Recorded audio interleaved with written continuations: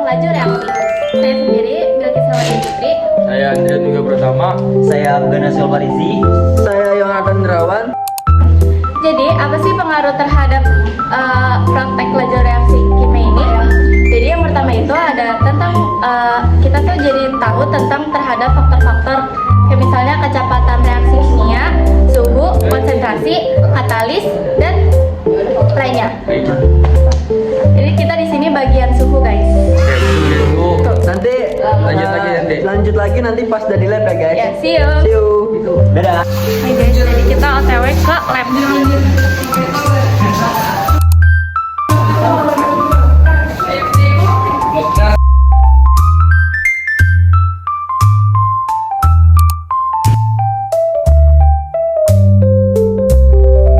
Langkah pertama, masukkan 20 ml larutan Na2S2O3.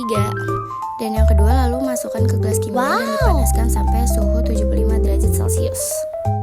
Lalu cek kembali dan pastikan suhu pas di 75 derajat Celcius. Yang ketiga, campurkan larutan HCl ke gelas kimia hingga lambang X tidak terlihat. Yang step kedua, masukkan lagi 20 ml larutan Na2S2O3. Lalu tuangkan dan campurkan larutan HCl seperti yang pertama. Dan yang ketiga, masukin lagi 20 ml larutan Na2S2O3. Lalu dipanaskan lagi, tapi sampai derajat 50 Celcius guys. Habis itu, kalau sudah panas, angkat gelas kimia dengan alat ke tempat semula. Lalu yang ketiga, campurkan larutan Na2S2O3 dengan HCl. Lalu aduk hingga merata sampai air menjadi keruh dan lambang X tidak terlihat.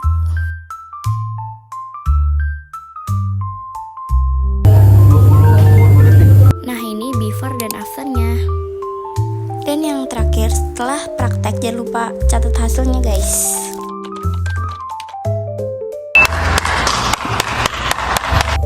Dari panas sih kan udah 5? Oke. Berarti ini matiin aja. Matiin aja, ditutup langsung. Ya, jadi pengaruh suhu terhadap laju reaksi energi terjadi karena suhu mempengaruhi energi gerak partikel zat yang bereaksi. Ketika suhu dinaikkan, partikel akan bergerak lebih cepat, sehingga tumpukan antar partikel menjadi lebih sering dan lebih kuat. Jadi hubungan dengan laju reaksi adalah semakin tingginya suhu, maka laju reaksi semakin cepat. Sebaliknya, jika suhu diturunkan, gerakan partikel menjadi lebih lambat, sehingga tumbukan efektif berkurang dan laju reaksi menjadi lebih lambat. Jadi mengapa reaksinya bisa seperti itu?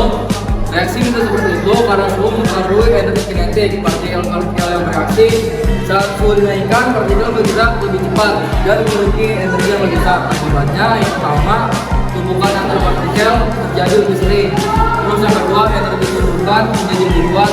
Yang ketiga, lebih banyak partikel yang memiliki energi cukup untuk melewati energi aktivitas aktivasi. Karena jumlah tumpukan efektif meningkat, reaksi kimia berlangsung lebih cepat.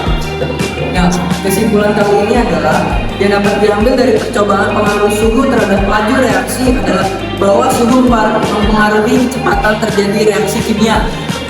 Semakin tingginya suhu, partikel-partikel zat akan bergerak lebih cepat sehingga tumbukan efektif antar partikel menjadi lebih banyak. Akibatnya, laju reaksi meningkatkan dan reaksi berlangsung lebih cepat. Sebaliknya, pada suhu rendah, gerakan partikel lebih lambat sehingga jumlah tumbukan efektif berkurang dan laju reaksi menjadi lebih lambat. This is us after praktek kimia.